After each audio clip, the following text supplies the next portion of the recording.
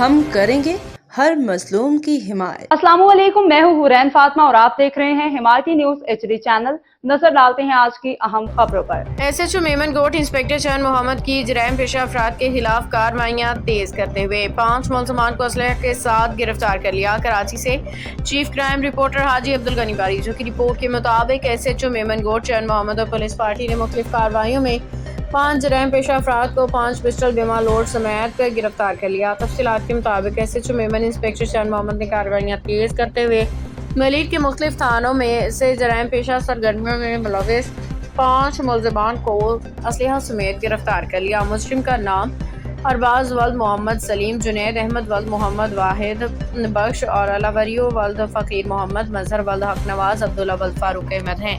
5 ملزمان کے قبضے سے 5 پسٹل بیمہ گولیاں لوڈ برآمد کر لیے ہیں۔ ہر مجرم کے خلاف ناجائز اسلحہ رکھنے کے 5 الگ الگ مقدمات درج کر لیے گئے ہیں۔ میمن گوٹ پولیس نے 5 مجرموں کو مزید تفتیش کے لیے شعبہ تحقیقات پولیس کے حوالے کیا گیا۔ مزید ملزمان سے تفتیش جاری ہے۔ باخبر رہیے ہر جگہ ہر وقت، جانیے ملکی و غیر ملکی حالات و واقعات یقین کے ساتھ۔